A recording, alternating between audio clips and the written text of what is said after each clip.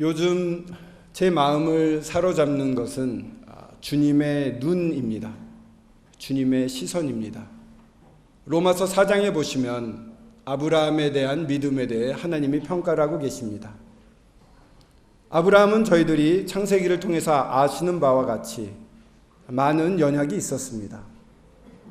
참으로 하나님의 말씀을 알고 갈 바를 몰라 갈 바는 모르지만 그 험난한 길을 1600km, 2000km에 달하는 산적이 우글거리고 물이 없는 그러한 광야 길을 아버지의 지시하시는 그 말씀 하나만 믿고 떠났던, 정말 그 시대 찾아볼 수 없었던 그러한 믿음의 사람이었습니다. 그러나 하나님이 약속하신 땅에 들어갔습니다만 가뭄이 지고 그랬을 때 애굽으로 내려갔고, 또 애굽에서 아내가 너무 아름답기 때문에 아내 때문에 자기가 죽음을 당할까 하여 누이라고 이렇게 속이는 일들도 있었습니다. 경우에 따라서 그와 같이 믿음이 약해져서 세상에 타협을 했던 아브라함이 있습니다. 그러나 로마서 4장에서 보는 이 성경의 평가, 하나님의 평가는 그러한 연약이 전혀 없는, 정말 믿음이 약하여져서 아니면 의심하거나 하지 않고 믿음이 견고해서 확신을 가졌다라는 평가를 내리고 있습니다. 이것이 하나님이 성도들을 보시는 시선이라는 사실을 깨닫게 될 때 참으로 기쁨이 됩니다. 저희들이 나중에 이 삶을 마치고 그리스도의 심판대 앞에 서게 됩니다. 그리스도의 심판대 앞에 섰을 때 진정 그 동기와 그 과정이 주님으로 말미암은 것들은 남게 됩니다. 금, 은, 보석으로 불을 지나갈 때 남게 됩니다. 그러나 저희들의 육신, 저희들의 죄, 이 죄 성품이 원해서 행했던 모든 것들은 싹 불타버릴 것입니다. 즉 더 이상 존재하지 않게 되는 것입니다. 영원한 생명, 천국에 들어갔을 때 저희들에게 남겨진 유산이라는 것은 믿음의 유산만 남겨져 있는 것입니다. 하나님이 보실 때 그것이 실제이며 영원히 남는, 현존하는 것들입니다. 저희들의 연약은, 저희들의 죄는 다시는 기억지 아니하시는 주님의 말씀을 기억하게 됩니다. 그렇기 때문에 지금 저희가 이 땅에 살면서 많은 연약에 빠질 때가 있습니다. 정말 이 육의 지배를 받는, 이 죄의 지배를 받는 영향권에서 이제 건짐을 받아 주 예수의 나라, 빛의 나라, 하나님의 아들의 나라로 옮겨져서 이제는 죄의 영향권과 전혀 상관없는 온전히 주님께 드림으로 말미암아 의의 병기로 쓰임을 받을 수 있는 그러한 놀라운 삶이 열렸습니다. 그럼에도 불구하고 저희들이 예전에 이 죄, 육의 성품에 자기를 내어주게 되면 또 그 일을 따라서 종노릇을 하게 되는 것도 알고 있습니다. 참으로 슬픈 아픔과 투쟁이 저희 가운데 있습니다. 그리고 그런 가운데 승리를 하면 참 좋겠습니다만 자주 패배를 할 때도 있습니다. 그리고 낙심에 빠지고 스스로를 책망하고 합니다. 주님 앞에 죄송하다고 고백을 하고 눈물로 회개를 할 때도 있습니다. 참 놀라운 것은 아버지께서는 그러한 것은 이제 기억지 아니하시고 실제로 존재하지 않는 것으로 여겨주신다는 것입니다. 저희를 향한 주님의 시선이 그렇다면, 저를 향한 주님의 시선이 그렇다면 저는 주님 앞에서 정말 주님으로 말미암은 것을 붙잡고 거기에 투자하며 살겠다라는 그러한 결심이 생기게 됩니다. 그리고 동일하게 다른 성도님들을 뵐 때 지금 어떤 성도님들에게서 연약한 모습이 보입니다. 그러나 그 모습은 실제 존재하지 않은 것일 수 있습니다. 실제가 아닐 수 있습니다. 어디서요? 영원한 생명, 천국에 들어가면 그 성도님의 그 연약은 이제 없는 것이 됩니다. 다 불타 없어지게 되는 것입니다. 그때는 기억은 할 수 있지만 그것을 가지고 문제 삼지 않습니다. 기억도요, 이렇게 할 것입니다. 저희 허니가 있습니다. 어렸을 때 부모를 속상하게 하고 상처를 준 적도 있습니다. 없어서 그런데 허니가 초등학교 때 캠프에 가서 엄마를 죽이고 싶은 사람일 때 손을 들었습니다. 뭔가 이렇게 소통이 잘 안 됐었나 봅니다. 지금은 이제 웃으면서 허니가 잘 성장했기 때문에 이런 얘기를 할 수 있지만 정말 그런 사람으로 자랐다면 끔찍했겠죠. 저희들은 성령이 계시고 성령의 인도하심으로 말미암아 성령의 열매를 맺는 사람들입니다. 그렇기 때문에 저희들의 과거의 이러한 연약 같은 것은 나중에 봤을 때 그런 때도 있었지라고 이렇게 흘려보낼 수 있는 것들이 될 것입니다. 그런 주님의 은혜가 저희 가운데 임했고 그러한 시선 가운데 주님은 저희들을 보시고 인도하고 계십니다. 그래서 이제 어떤 성도님들의 연약이 만약에 보인다 하더라도 그런 것, 제 자신의 연약도 마찬가지겠습니다만 이거는 저 영원한 생명, 하나님 앞에 사는 그 천국에서는 더 이상 존재하지 않는 거다.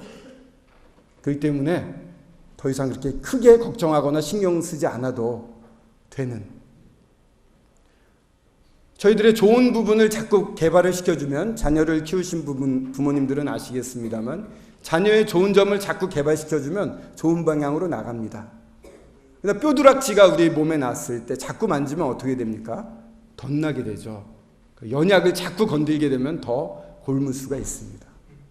저희들은 성도님들에게 있어서 좋은 점, 정말 성령으로 말미암아 좀 기쁨으로 하는 그러한 모습들을 볼 때 그러한 부분을 격려하고 기도하고 더욱 도와드리는 것입니다. 실제로 이 땅에서 주님이 밝은 눈을 말씀하시면서 눈이 성하면 온몸이 성하다라는 말씀을 하셨습니다. 주님이 가지셨던 눈은 그와 같이 성도의 좋은 면을 크게 보시는 눈이었습니다. 이 눈에 대해서 이제는 좀 이해를 할 수가 있게 되었습니다. 저도 그렇고 성도님들도 그렇고 이 주님의 시선으로 성도님들을 뵐 수 있으면 좋겠습니다. 지금 보이시는 연약과 이러한 부족한 부분들 만약에 있으시다면 그것은 영원히 존재하는 것들이 아닙니다. 과정 가운데 나오는 것들입니다. 그분의 좋은 부분을 기도하고 도와드리게 되면 큰 성령의 열매를 맺게 되고 또 주님도 그와 같이 하기를 원하시고 계시기 때문에 이러한 성도님들의 주님으로 말미암은 아름다운 은사들을 볼 때, 또 그러한 동기를 볼 때, 그러한 활동을 볼 때 적극적으로 함께 기도하면서 돕는 저희들이 될 수 있으면 좋겠습니다. 그런 가운데 저희들이 주님께서 명하신 예식에 대해서 이렇게 같이 공부를 하고 있습니다. 주님의 말씀을 상고하고 있습니다. 주님이 저희들에게 부탁하신 이 복음서에서 직접 그 주님께서 말씀하시면서 부탁하신 예식이 두 가지가 있습니다. 무엇과 무엇이었습니까? 침례와 만찬입니다. 만찬 예배를 부탁을 하셨습니다.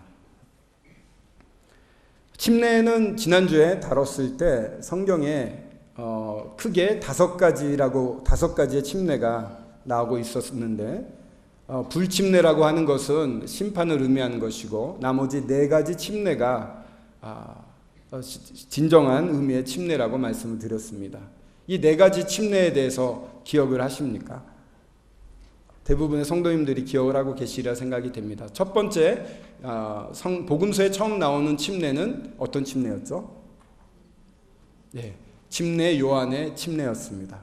이스라엘 민족이 하나님을 배반하여 떠났었는데 민족이 이제 하나님을 영접할 수 있는 그러한 위치에 오기 위해서 회개하고 나오는 그러한 침례였습니다. 회개를 표시하는 침례, 이게 침례 요한의 침례였습니다. 그 다음에 침례가 또 한 가지 있었습니다. 굉장히 중요한 침례였는데 누구의 침례였을까요? 그리스도 예수님이 받으신 고난의 침례였습니다.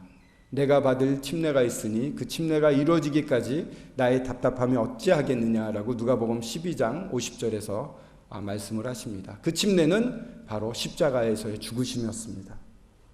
그런 이후에 사도행전에 들어가게 되면 오순절에 또 하나의 침례의 모습이 나옵니다.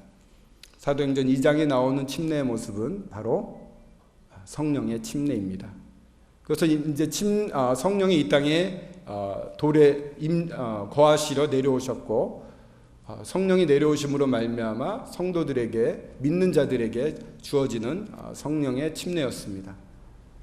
고린도전서 12장 13절에 나와 있는 것처럼 이 침례는 한 몸으로 연합시키는 침례입니다. 지금 이 순간 저희들이 예수님을 믿었을 때 이 침례가, 성령이 저희 가운데 내려오면서 또한 이 성령의 침례에 저희들이 연합하게 되는 것입니다. 그래서 이 성령의 침례는 한 몸을 이룬다는 그런 뜻이 강하게 있습니다. 그리고 마지막으로 믿는 자들이 받았던 물의 침례, 저희들이 침례식 때 받는 그 침례가 있습니다. 물 침례라고 말할 수 있죠. 신자들이 받는 물 침례. 이렇게 네 가지가 있습니다. 침례 요한의 침례, 예수 그리스도가 받으신 고난의 침례, 성령의 침례, 그리고 신자들이 받는 물 침례. 그리고 여기서 신자들이 받는 물 침례는 바로 예수 그리스도가 받으신 침례와 밀접하게 관계가 있음을 말씀을 드렸습니다. 예수 그리스도께서 받으신 그 죽음의 침례 가운데 저희들이 믿는 그 순간에 함께 연합하게 되는 것입니다. 그래서 함께 주님과 연합하여 침례를 받습니다. 즉 바꿔 말하면 주님 안에 저희가 들어가서 주님 안에 이렇게 주님 안에 저희들이 이렇게 연합이 되는 겁니다. 세 분을 기억하십니까? 세 분이 계시는데 이렇게 같이 십자가에 달려서 같이 죽고 장사된 바 되었다가 같이 부활을 하는 그 침례를 말씀을 드렸습니다. 그렇기 때문에 저희들은 이제 주님 안에 있는 자들이 되었으며 주님 안에서 새 생명을 누리는 자들이 되었으며 이 죄의 영향력에서 완전히 벗어나 하나님에게만 영향을 받는 자들이 된 것입니다. 그렇기 때문에 이제는 선택이 남아있어요. 우리는 죽은 자입니다. 죄에 대해 죽은 자고요. 로마서 전반에는 그게 나옵니다. 15절 이후에 보면은 그러면 이제 나는 누구한테 드리겠느냐라는 문제가 나옵니다. 옛날처럼 죄에게 드릴 수도 있습니다. 그러나 옛날에 죄에 드렸을 때는 하나님께 드려지는 것이 불가능했습니다. 그러나 이제는 죄에 드리지 않을 수 있으며 또 죄가 우리한테 뭐라고 할 수도 없고 완전 그 영향력에서는 벗어나 버렸습니다. 이제 저희들은 온전히 하나님께 반응할 수 있는 유일한 존재들이 되었습니다. 하나님께 드려주면 의의 종으로 영생이란 열매를 맺게 되고 하나님께 영광 돌리는 놀라운 일들을 되게 된 것입니다. 마치 예수 그리스도가 이 땅에서 사셨던 것과 같은 그러한 삶을 이제 우리도 살아낼 수 있게 되는 것입니다. 그렇게 이 침례는 연합을 의미한다고 한다면 저희들이 지금 나누게 될 예배는 교제를 의미합니다. 이 연합한 분과 깊은 사귐을 갖고 이분께 깊이 들어갈 수 있는 실제를 경험하는 교제가 예배가 됩니다. 예배는 어디에서부터 시작이 된 것입니까? 저희 교회가 만들어낸 것입니까? 아니죠. 예수 그리스도께서 분명히 명하신 것입니다. 다 같이 한번 누가복음 22장 19절 20절을 살펴보도록 하겠습니다. 누가복음 22장 19, 20절입니다.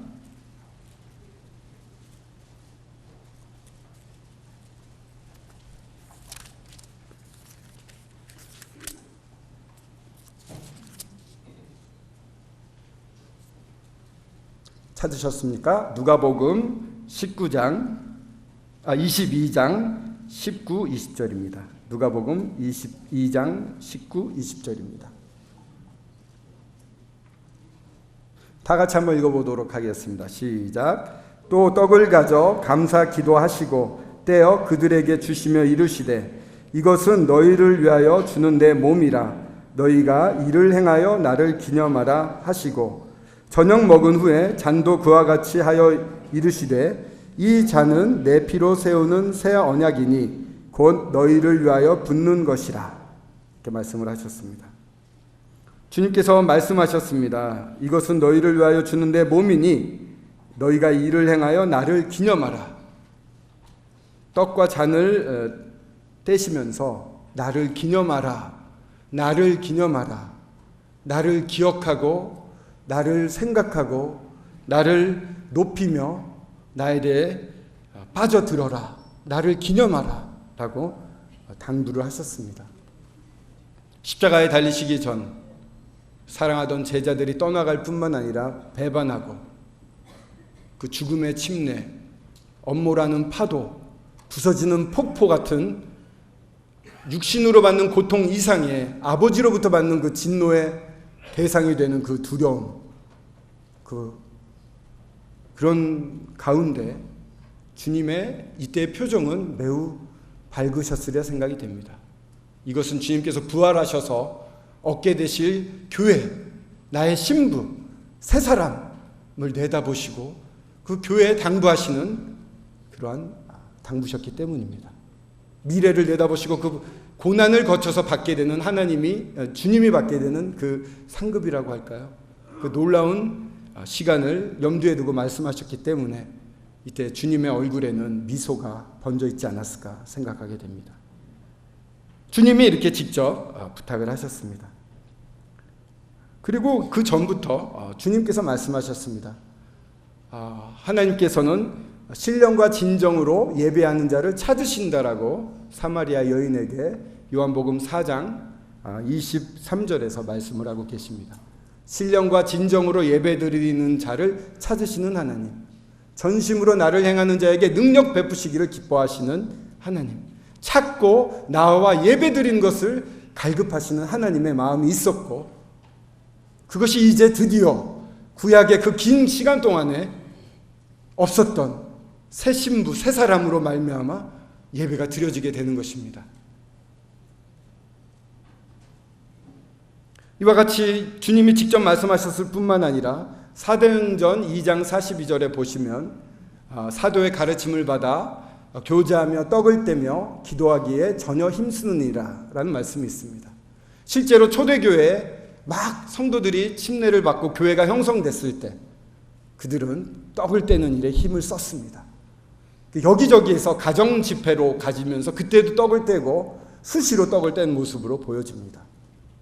주님의 당부, 이 주님을 기억하면서 이 놀라운 부활하신 우리 주님, 이 주님을 기억하자, 이게 너무나도 자연스러웠고 벅찬 것이었을 것입니다. 그러다가 이제 사도행전 20장 7절에 보시게 되면은 이제 안식 후 첫날, 즉 주일날을 의미합니다. 안식날은 토요일이기 때문에 첫날은 주일, 주님께서 부활하신 그날입니다. 주님의 날에 떡을 때려 모이는 모습을 보게 됩니다. 초대교회에서 사도행전이 진행해 가면서 일주일에 한 번, 즉 주일날 이렇게 떡과 잔을 떼는 모습을 보게 됩니다. 그래서 그 이후로 이와 같이 정착이 되어서 지금까지 이어지고 있는 것입니다.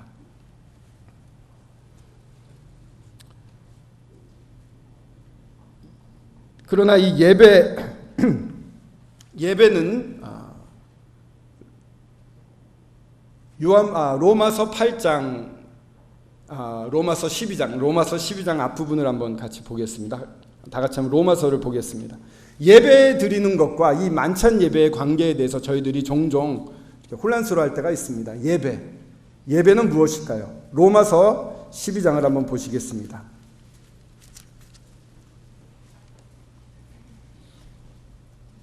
12장 1절만 읽도록 하겠습니다.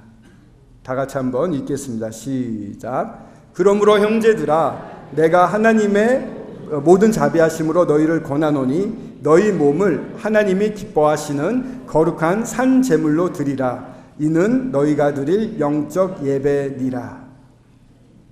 이것은 떡과 잔을 떼는 만찬 예배 때만 말하는 것이 아닙니다. 언제를 지칭해서 하신 말씀일까요? 저희들의 모든 삶을 통해서 말씀하신 것입니다. 하나님의 자비하심으로 저희들이 이곳에 존재를 합니다. 저희들이 존재할 수 있는 이유는 저희에게서 나온 것은 하나도 없습니다. 모든 것이 하나님의 은혜인 것을 저희들이 압니다. 그렇기 때문에 동일한 그러한 자비하심으로 저희들에게 권하고 있습니다. 열심을 내거나 육신적으로 하거나 율법적으로 하라는 것이 아니라 하나님의 자비하심 가운데 정말 녹아 들어가 그것이 동기가 되어서 하라는 얘기를 합니다. 무엇을 하라는 것입니까? 너희 몸을 하나님이 기뻐하시는 거룩한 산 제물로 드리라. 너희가 드릴 영적 예배니라 라고 말씀하십니다. 저희 몸을 주님께 드리라는 것입니다. 저희 몸의 소유권이 이미 주님이 피로 대가를 치르셨기 때문에 주님의 소유물이 되었다는 사실은 잘 알고 있습니다. 그러나 그것을 실제 삶으로 옮기는 것은 좀 다른 것 같습니다. 진정 내 몸을 주님이 기뻐하시는 거룩한 산 제물로 드리겠다라고 해서 내어드린 그런 결심을 하고 그런 마음으로 사는 것과 그냥 머리로만 그런 거지 뭐 하고 사는 것은 큰 차이가 있는 것 같습니다. 여기 계신 사랑하는 형제님, 자매님들은 그와 같이 자기 자신을 산 제물로 주님께 드렸습니까? 제물이라는 것은 제가 몽골에 가서 염소가 죽는 것을 보았습니다. 끌려올 때는 좀 싫어하더라고요. 이렇게 버팅기는데 그 멱을 이렇게 손을 넣어서 이렇게 딱 멱을 따니까 아픔 없이 그냥 기절하듯이 죽더라고요. 그런 다음에는 뭐 이렇게 배를 가르고 뭘 해도 이 염소가 저항을 하겠습니까? 안 하겠죠. 가만히 있습니다. 제물이라는 것은 가만히 있는 것입니다. 주님이 원하시는 대로 이끌어 가시는 대로 따라가는 것이 산 제물인 것입니다. 저희가 이미 주님의 것이 되었고 주님의 자비하심으로 살고 있습니다. 주님의 자비하심으로 숨을 쉴 뿐만 아니라 모든 행동을 할 수가 있는 것입니다. 주님이 허락하지 아니하시면 할 수 있는 게 아무것도 없습니다. 저희의 삶은 온전히 주님의 손에 있습니다. 그 주님이 인도하시는 길이 가장 안전하고 하나님께 가장 영광을 돌리는 길입니다. 그렇기 때문에 그렇게 저를 사용하셔서 하나님의 영광을 드러내시고 또 하나님이 기뻐하시는 그러한 주님과 같은 아들로 삼아서 인도해 주십시오 라고 제 자신을 드리는 것입니다. 사망의 음침한 골짜기를 전혀 안 가는 것이 아닙니다. 사망의 음침한 골짜기를 다닐지라도 해를 두려워하지 않습니다. 주님이 계시거든요. 사실 그 사망의 음침한 골짜기를 그 이스라엘이나 이러한 양을 치는 사람들이 양들을 몰고 가는 이유는 더 좋은 초장이 기다리고 있기 때문에 그곳으로 인도해가는 과정에 지나지 않은 것입니다. 목자는 미리 가서 지형지물을 다 살피고 또 그 초장에 있을 독소들을 다 제거하고 여기에 맹수가 기습할 수 있어 그런 장소를 다 머리에 넣고 대비하면서 사망의 골짜기를 끌고 가는 것입니다. 전혀 위험한 게 없는 길입니다. 그런 것을 주님이 해주시죠. 그러한 사망의 음침한 골짜기를 다닐지라도 주님과 함께 주님을 의지해서 평안하게 가게 되면 놀라운 꼴이 주어질 뿐만 아니라 그런 일을 통해서 하나님이 계획하신 일들이 완수되어 간다는 것입니다. 주님이 일하시는데 동참해서 동행하는, 동역하는 사람들이 저희들이 된다는 것입니다. 그렇게끔 내 자신을 내어드리는 것이 예배의 삶인 것입니다. 예배의 산제물이 되는 것입니다. 영적 예배인 것입니다. 모든 분야에서 그래야 됩니다. 교회 나올 때만 그런 것이 아닙니다. 사무실에서 일할 때 참 어렵습니다. 늘 고백드리는 연약의 간증입니다만 신속하게 처리해야 할 일들이 한꺼번에 서너 가지가 떨어지게 되면 주님께 여쭐 시간이 없습니다. 그 예전에 해왔던 좋은 방법을 알기 때문에 빨리 그 방법을 써가지고 남들보다 1초라도 먼저 전화를 걸려고 하는 게 제 직업이기도 합니다. 실패합니다. 어떤 어려운 일이 있을 때 주님께 여쭙고 하면 늦어지는 것 같지만 그것이 가장 빠른 김을 경험하고 있습니다. 가정에서도 그렇습니다. 예전의 경험대로 이렇게 하면은 자녀들이 좋아지더라. 그게 아니죠. 주님께 여쭙는 거죠. 주님이 이 과정을 통해서 주님의 뜻을 이루기를 원하시는데 어떤 걸 원하십니까? 라고 여쭙고 주님의 뜻을 따라 행하는 것입니다. 물론 연약하기 때문에 완벽하게는 못할 수 있습니다. 그렇지만 주님 앞에 나아가면 그러한 실수에 대해서도 또한 가르쳐 주십니다. 그분과 함께 사는 것입니다. 그래서 그분이 원하시는 가정, 그분이 원하시는 나가 만들어지고 그분이 원하시는 가정과 그분이 원하시는 이 직장과 사회에서의 역할을 맡게 되고 그리고 또 그분이 원하시는 교회의 기둥으로서 세움을 받게 되고 그분이 원하시는 교회가 완성이 되며 그로 말미암아 그분께 영광이, 아버지 하나님께 영광이 돌아가게 되는 것입니다. 이것이 저희들의 평상시 살아야 될 삶입니다. 이것이 예배의 삶입니다. 그런 예배의 삶을 살 것으로 주님이 원하셨고 제자로 그와 같이 따라오기를 원했습니다. 안디옥에서 처음으로 그와 같은 삶을 살 때 처음으로 그리스도인이라는 호칭을 받게 됩니다. 이건 칭찬입니다. 정말 그리스도에 빠진 사람들, 그리스도와 같은 사람들, 저희들은 그런 이야기를 듣고 있는지, 제 자신이 그리스도인인데 술 안 먹고 좀 특이하게 구는 그리스도인으로 인식이 되고 있는지, 직장에서요.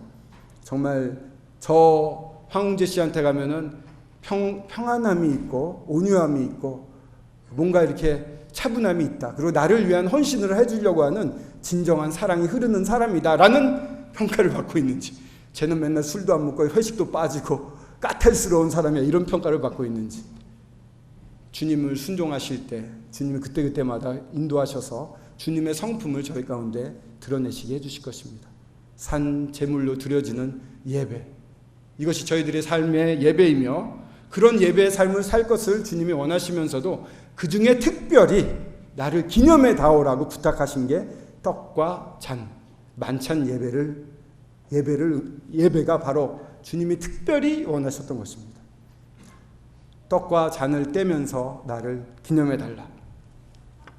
그래서 특별한 겁니다. 주일날 이렇게 모여서 함께 예배 드리는 것은 일반적인 예배의 연장이라고 할 수도 있습니다만 주님이 더 원하셨던 것입니다. 당연히 해야 될 것이 아니라 해줬으면 좋겠다라고 원하시는 놀라운 예식인 것입니다. 그래서 어떤 것을 기억하게 됩니까? 과거와 현재와 미래를 기억할 수 있게 됩니다. 과거는요, 주님의 십자가의 현장에 저희들이 가는 것입니다. 주님이 받으셨던 육체적 고난은 저희들이 상상을 초월합니다. 십자가에 못 박힌 발이 이렇게 십자가에 못 박히게 되면 몸이 처집니다. 제일 어려운 것이 무엇일까요? 이 고통일까요? 고통보다 어려운 것은 질식입니다. 축 처지면은 이 폐 같은 데가 눌려서 숨을 못 쉬게 됩니다. 숨 못 쉬면 괴롭잖아요. 그럼 어떻게 숨을 쉬어야 되냐면은 이 발이 못 박혔는데 못 박힌데 힘을 주고 몸을 쭉 펴줘야 돼요. 이렇게 들어 올려야 됩니다. 그때 이제 이게 펴지면서 숨 쉬고 또 이렇게 축 늘어지고, 이게 너무나 괴로운 것입니다. 그런 육체적으로 받는 고통 이상으로 아버지 하나님은 한 번 더 이 아들 예수 그리스도와 연합되어서 창세 전부터 계셨던 분이었습니다.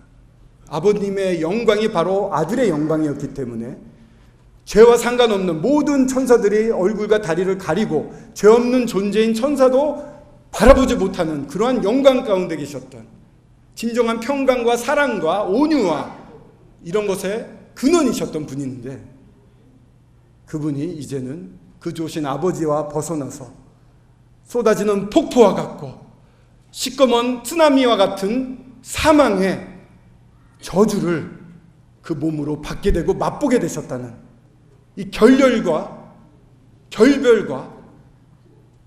아직 경험치 못했던 이 죽음에 대한 그런 두려움, 절망, 아버지로 말미암은 절망, 이런 심적인 고통이 어쩌면 주님의 이 외적인 고통보다 더 심하지 않았는가. 그러한 십자가에서 땀 흘리며 피 흘리시는 주님 앞에 저희들이 서는 것입니다. 생생하게 서는 것입니다. 그 십자가 밑에 무릎을 꿇는 것입니다. 십자가를 올려다 봅니다. 십자가에 달린 예수 상이 있습니다. 조각이 있습니다. 그 조각상이 이렇게 보면은 뭐 그냥 평범하네 이렇게 생각이 되는데, 가장 정말 실감나게 볼 수 있는 위치가 어디냐고 하면 무릎을 꿇고 그 앞에서 볼 때, 그 십자가를, 그 조각을 무릎을 꿇고 올라다 볼 때 가장 그 실체가 육박해 온다고 하는 그런 고백을 들은 적이 있습니다. 떡과 잔을 떼러 나오는 그 자리에 저희들이 진정 무릎을 꿇고 생생한 십자가 앞에 무릎을 꿇고 올려다 보는 마음으로 나와서 예수님이 원하셨던 그 기념해달라는 것을 제대로 기념하고 있는지요? 십자가에서 주님은 온전한 순종을 이루었습니다. 이 땅에서 주님과 같이 순종하신 분이 없습니다. 마지막까지 하나님에 대한 원망이나 하나님에 대한 저주나 이런 거 하나 없이 완벽하게 순종하셨습니다. 순종이 이루어진 십자가입니다. 모든 것을 완수하신, 다 이루었다라고 완수하신 완결의 장소입니다. 고통과 함께 큰 영광이 드러난 자리입니다. 또한 현재로서는 고린도전서를 한번 같이 보도록 하겠습니다. 고린도전서 10장 16, 17절입니다. 한 떡을 뗍니다. 한 떡을 뗐는데 고린도전서 10장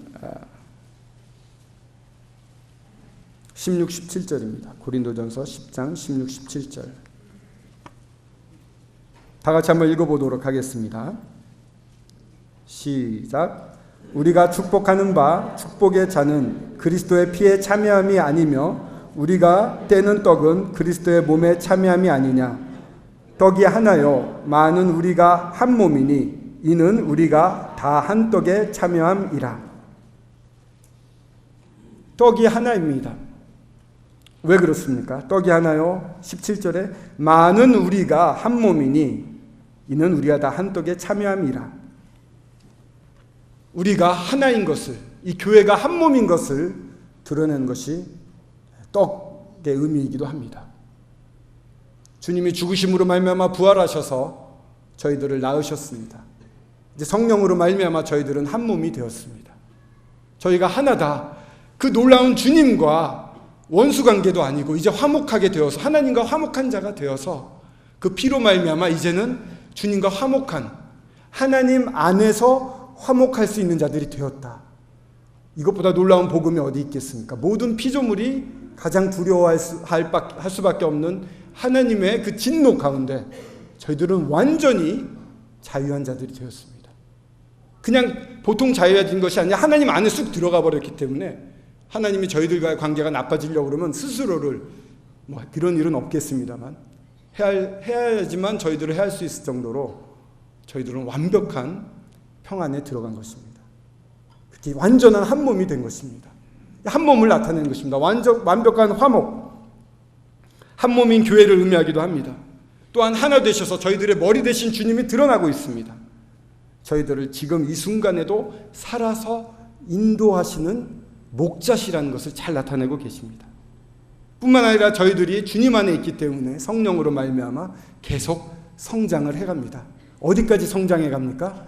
주님의 모습을 담는 데까지, 주님처럼 될 수 있는 것입니다. 주님이 되는 건 아닙니다만 주님과 같은 성품으로 저희들이 계속 변화되어서 저분은 정말 주님 같아라는 평을 들을 수 있는, 이 땅에서 그런 평을 들을 수 있는 데까지 주님을 닮을 수 있는 것입니다. 이런 것으로 아버지께서 영광을 받으시는 것입니다. 이 놀라운 사역을 하실 뿐만 아니라 건지신 사람들이 이렇게까지 변화될 수 있는 것인가?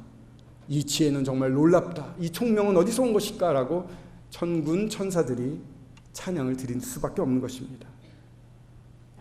모든 피조물이 그 영광을 찬양하게 됩니다.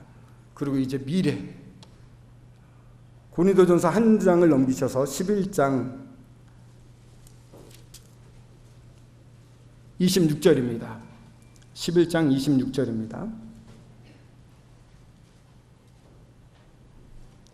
같이 읽겠습니다. 시작. 너희가 이 떡을 먹으며 이 잔을 마실 때마다 주의 죽으심을 그가 오실 때까지 전하는 것이니라. 언제까지 하는 거죠? 저희들이 주님이 오실 때까지. 그렇습니다. 저희들이 이 떡과 잔을 떼면서 기억하게 되는 것은 주님이 오실 때까지 하는 것이다. 주님이 다시 오신다라는 사실입니다. 주님이 다시 오시지 아니하면 부활이 저희들에게 없을 것이며 이것이 없다면 저희만큼 불쌍한 사람들이 어디 있겠습니까? 전에도 초기에 말씀드렸습니다만 이 세상에 존재하는 것은 실제가 아닙니다. 천국에 들어가면, 영원한 생명에 들어가게 되면, 영생에 들어가게 되면 신기루입니다. 다 없어질 것들입니다. 다 불타 없어질 것입니다. 이 세상은 하나님이 심판하려고 진노 가운데 유지시키고 있는 것입니다. 세상 것을 탐하지 마십시오. 세상 것을 탐하게 되면 멸망받을 그 대상과 동일한 취급을 받게 됩니다. 아간이 그러지 않았습니까? 주님께 드려질 멸망당할 것을 탐했을 때 너희들이 동일하게 되었다라고 하나님께서 말씀하십니다. 그런 무서운 자리에 가지 마십시오. 세상에 욕심을 내지 마십시오. 세상에 손을 뻗지 마십시오. 이 세상은 진노로 멸망받기 위해서 예비되고 있는 것들입니다.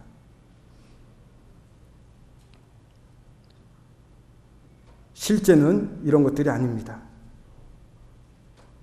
실제는 지금 주님을 동기로 해서 주님으로 말미암아 주어지는 것들이 실제입니다. 이것을 위해 저희들이 투자하며 하늘의 보화를 쌓는다는 것은 정말 그런 좋은 동기로 말미암아 그런 주님을 위해 자기 것을 희생하는 것을 의미합니다. 그것들만 남는 것입니다. 재물뿐만 아니라 모든 시간과 모든 노력. 어떤 일본의 선교사는 영국에서 온 선교사입니다. 일본에서 2차 세계대전 때 순교한 분들이 많지가 않습니다. 일본인은 극히 적고 오히려 외국인들이 더 많습니다. 그 중에 영국에서 왔던 휘츠라는 형제님은 저희 모임의 선교사였는데 순교를 당하셨습니다. 그분은 일본말을 잘 못해가지고 오해를 받았는지 헌병대에 끌려가서 간첩 혐의로 이런 정신병원에 수감이 되어서 멀쩡한 사람인데 오히려 정신병자들에게 위해를 당하면서 발가벗겨진 채로 침대에 묶여서 생활하다가 소천하게 됩니다. 정말 가치없는 죽음 같습니다. 그분이 자매님들이 형제님들은 이제 도망 다녀야 되니까 자매님들이 면회를 갔을 때 뭘 원하십니까 했더니 떡과 잔을 가져다 주십시오. 제가 예배를 드리고 싶습니다. 그 다음에 면회를 갔을 때 그걸 가지고 이 구석에 가서 조용히 주님을 음미하는 것을 보았습니다. 주님께 예배 드리는 걸 보았습니다. 그게 마지막이었습니다. 그 다음에 연락이 왔을 때는 유골을 가져가십시오. 그래서 유골이 건네줬습니다. 정말 가치없는 죽음 같죠. 근데 그 일이 일본 모임의 거룩을 이루는 씨앗이 됐습니다. 이 예배의 가치가 얼마나 귀중한지를 성도님들이 깨닫고 예배를 목숨처럼 귀히 여기게 되었습니다.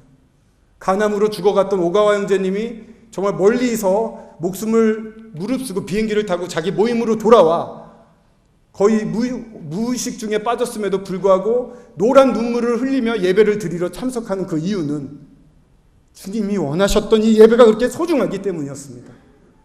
그 씨앗이 휘츠 형제님을 통해서 뿌려졌습니다. 형제님은 너무나 억울할 수 있습니다. 복음도 제대로 못 전해보고 선교의 선도 못 해보고 그냥 죽어갔습니다. 발가벗긴 채로 누운 채로 변을 다 보게 되는 그런 비참한 말로를 겪었습니다만 주님이 오실 때 주님 앞에 설 때 이분의 영광은 어떻겠습니까? 이분이 무엇을 고대했겠습니까? 주님 만날 그날을 고대하지 않았겠습니까? 이것이 재림의 날입니다. 저희가 이 땅에 시선을 빼앗기는 것이 아니라 오로지 주님을 향해서 시선을 빼앗겼던 모든 것에 대한 상급을 받는 날입니다. 그것만 남습니다. 불 가운데 구원받은 것처럼 느껴질 수도 있습니다. 딱 보면은 저희의 허물은 이제 없어집니다. 그리스도의 심판대에서 허물은 없어집니다. 그래서 서로 이렇게 뭐 책망할 것도 없어집니다. 다 감춰집니다. 그런데 어떤 분은 주님으로 말미암은 것이 많고 어떤 분은 좀 적겠죠. 그 차이가 저희들을 기다리고 있을 것입니다. 억지로 하는 것이 아니라 자발적인 자비로 말미암아 이루어지는 것인데 이 떡을 떼면서 그날을 고대하는 것입니다. 주님을 만날 그날을 고대하는 것입니다. 지금도 저희들을 위해 눈물을 훔치시면서 중보기도 하실 주님을 만나는 날이 오는 것입니다. 기업과 보상이 저희들에게 주어질 것입니다. 과거 그 십자가에 서는 것입니다. 현재 한 몸을 이룬 이 놀라운 예전에 없었던 비밀이었던 교회 가운데 주님께 영광 돌리며 주님처럼 살 수 있는 이 삶이 보장되어 있는 이 현재, 그리고 그분이 반드시 다시 오셔서 그 사랑을 확증해 주실 그날, 떡과 잔을 떼면서 저희들이 이 사실을 묵상을 합니다. 정말 귀한 것입니다. 모든 예배의 삶 가운데 특별히 주님이 요청했던 시간인 것입니다. 성경에 보면 주의 첫날 이 떡과 잔을 뗀 것으로 나타납니다. 그리고 또한 그리스도인들이 스스로를 살피면서 뗀 것으로 고린도전서 11장에 나타나 있습니다. 죄에 대해서 살피라고 하고 있습니다. 죄 부분을 살피지 않고 먹게 되면 너희 중에 병든 자와 또 잠자는 자, 약한 자들이 많이 있다고 말씀을 하십니다. 이것은 자기가 범죄한 사람이 먹었을 때 자기에만 유해가 온다라고 이렇게 받을 수가 있습니다만, 아간의 예를 보게 되면 하나님은 이 한 몸으로 보시는 것, 한 민족, 한 사람으로 보시는 것을 더 우선하는 면이 있습니다. 아간이 범죄했지만 이스라엘 너희가 죄를 범했다라고 말씀을 하고 계십니다. 그래서 아이성, 그 작은 아이성에서 많은 사람이 죽게 되었습니다. 아간의 가족만 죽은 것이 아니었습니다. 그렇다면 만약에 이렇게 주님이 보고 계시다면 저희들 가운데 제가 만약에 죄를 짓게 된다면 이 죄는 이 저희 북부교회, 몸된 교회의 발걸음을 방해하고 지장을 주는 역할을 하지 않겠습니까? 하나님이 이끌어가고 싶지만 죄가 그 가운데 있을 때 그 교회 전체가 인도함을 못 받게 될 것입니다. 죄를 짓는다는 것은 나 혼자만의 문제가 아닙니다. 주님의 피로 사신 우리의 사랑하는 형제 자매님, 한 몸 된 교회에도 영향을 줄 수가 있습니다. 과거에 그런 예를 들었습니다. 전도 집회가 굉장히 잘 이루어졌고 말씀에도 능력이 있었고 많은 구도자들이 변화가 있었는데 셋째 날부터 갑자기 말씀도 동일한 것 같은데 성령의 인도하심이 없는 것 같고 냉랭해지고 구도자들의 반응도 나빠졌다는 것입니다. 근데 그 형제님, 그 장로로 섬기시는 형제님의 고백을 들었는데 그날 어떤 자매님이 성적인 죄를 졌다는 것입니다. 조사해 봤더니 같은 날이었다고 하는 것입니다. 어떻게 우연히 그렇게 될 수도 있을지 모릅니다만, 하지만 하나님은 이스라엘에게 아간이 범죄했을 때 이스라엘을 책망하셨듯이 제가 범죄를 하게 되면 저희 교회에 영향을 줄 수 있다는 사실을 저희들이 염두에 둬야 될 것입니다. 죄를 살피시기 바랍니다. 회개하시기 바랍니다. 떡과 잔을 회피하는 것이 잘하는 것이 아닙니다. 떡과 잔은 받으셔야 됩니다. 주님이 원하시지 않습니까? 주님이 그렇게 원하시는 것을 거절하실 이유가 있습니까? 그런 주님보다 내 자신이 더 크고 더 소중합니까? 내가 주님의 소유물입니까? 제가 주님을 소유하고 있습니까? 제가 주님의 소유물입니까? 소유물이라면 주님이 원하시는 걸 해야겠죠. 그렇기 때문에 떡과 잔을 떼기 전에는 주님 앞에 나와 죄를 회개하는 것이 주님이 원하시는 것입니다. 나 죄가 있어서 떡과 잔 안 뗐어. 이거는 자랑이 아닙니다. 하나님의 은혜를 짓밟는 것입니다. 나 하나님의 은혜 별거 아닌 것 같아. 나 안 했어. 이렇게 되는 거랑 똑같은 것입니다. 괴롭더라도 주님 앞에서 회개를 하시기 바랍니다. 그리고 이 고린도 교회를 보니까 같이 만찬을 떼기 전에 먼저 먹고 마시고 해서 취한 사람도 있어서 성도님들 가운데 마음에 불편함이 있었습니다. 쓴뿌리가 생겼습니다. 바꿔 말하면 배려심이 없었습니다. 함께 주님 앞에 나아가는 것입니다. 나 혼자 드리는 것이 아니라 함께 드려지는 것이기 때문에 서로를 배려할 수 있어야 될 것입니다. 그것을 고린도전서 11장에서 권하고 있습니다. 예배가 너무 답답해요. 왜 그런지 모르겠어요. 라고 말했던 자매님들이 계셨습니다. 몇 명의 자매님들을 특별히 한 게 아니라 제가 예전에 2가지 예식 성경 공부를 할 때 같이 공부하셨던 자매님들과 교제할 때 들은 얘기입니다. 그래서 그렇게 제안을 했습니다. 예배는 준비하는 것입니다. 어떻게 준비합니까?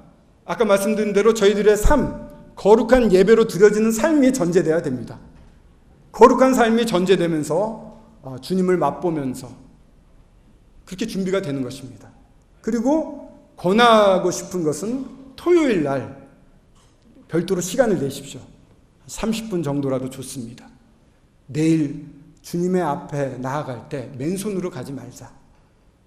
주님께 드릴 게 있어야 되지 않겠습니까? 뭔가를 준비해 가자라는 마음으로 준비를 하십시오. 30분 정도. 말씀에 이끌림을 받는 대로 말씀을 기억하고 그 가운데 묵상하면서 주님을 기억하십시오. 아, 주님 이런 분이구나. 주님이라는 고백이 나올 때까지 묵상을 하시면 좋겠습니다. 그 묵상을 들고 오는 것입니다. 예배를 드리다 보면 침묵이 이어질 때가 있습니다. 그때 그 묵상을 주님 앞에 드리는 겁니다. 준비된 예배입니다. 이거는 형제들만 하는 것이 아니라 자매님들도 하셔야 되는 것입니다. 자매님들도 제사장입니다. 주님은 남녀 구분을 하지 않았습니다. 다만 침묵의 제사장들이시라고 성경에서는 권하고 있습니다. 침묵으로 제사를 드리시는 것입니다. 주님이요, 저희 마음 속까지 보시는 분인데 자매님들로부터는 예배가 하나도 안 올라오면 어찌 이랬고 내가 부탁한 이 예배에 대해서 그렇게 신중하게 생각 안 하는가라는 섭섭함이 있지 않겠습니까? 자매님들 예배를 준비해 오시겠습니까? 부탁드리겠습니다. 주님이 저를 위해서가 아니라 주님이 기뻐하십니다. 마지막으로 히브리서 10장 19절부터 22절까지 읽고 마치도록 하겠습니다. 히브리서 10장 19절부터 22절입니다. 나를 기념해 달라고 하셨습니다. 주님을 기억하는 것입니다. 십자가와 지금 저희가 누리는 이 특권과 만나게 될 그분을 기억합니다. 또 특별히 이 예배라는 것은 예배 삶 가운데 특별히 주님이 원하셔서 특화된 시간입니다. 너무 소중한 시간이기 때문에 저희들이 매주 첫날 드리고 있습니다. 그리고 이것은 형식이 아닙니다. 실제 이루어지고 있는 일입니다. 영적인 눈을 뜨셔서 저희들이 예배를 드릴 때 하나님의 지성소 앞에 나와 있다는, 하늘에 올라가 있다는 사실을 눈을 뜨셔서 보시길 원합니다.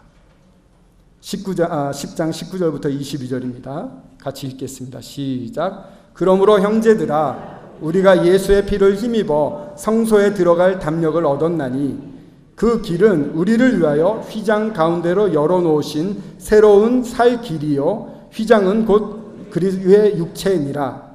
또 하나님의 집 다스리는 큰 제사장이 계심에 우리가 마음의 뿌림을 받아 악한 양심으로부터 벗어나고 몸은 맑은 물로 씻음을 받았으니 참마음과 온전한 믿음으로 하나님께 나아가자. 성소에 들어갈 담력을 얻었습니다. 어떤 성소입니까? 지성소입니다.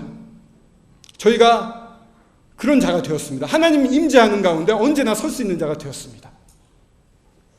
그리고 휘장 가운데 열어놓으신 새로운 길이 열렸다고 했습니다.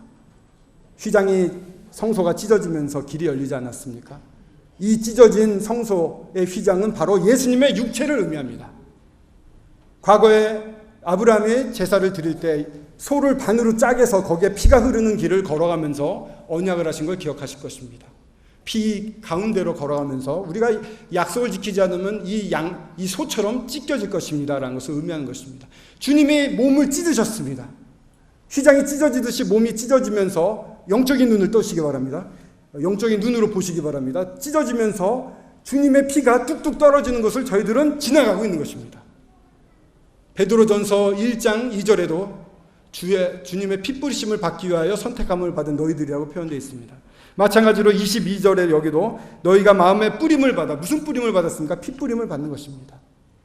주님의 피가 뚜둑뚜둑 떨어지는 그 휘장 찢겨진 몸을 통해서 지성소로 저희들이 들어가고 있는 것입니다. 저희들의 몸에는 흘려진 피가 듬뿍 묻어 있습니다. 이것이 저희들의 실제의 모습입니다. 이게 실제로 일어나는 일입니다. 참마음과 온전한 믿음으로 하나님께 나아가 예배를 드리는 저희들, 모든 것이 하나님의 은혜로 말미암은 것입니다. 저희 예배 드릴 때 저희들은 지성소에 나와 있고 실제로 하나님이 이 앞에 계시며 저희들 가운데는 주님의 피가 묻어져 있는 이 모습을 기억하시면서 하나님이 아버지 그리고 또한 주님께서 특별히 당부하셨던 이 예배를 드리는 저희들이 되었으면 좋겠습니다. 기도하겠습니다. 아버지 하나님, 예배 드릴 수 있는 자가 되었음을 감사를 드립니다. 이 특권을 주님 앞에 온전히 누리도 온전히 주님만 영광 돌리는 저희 서울 북부교회 되도록 인도해 주실 것을 믿고 감사드리오며 주 예수 그리스도의 이름으로 기도드렸습니다.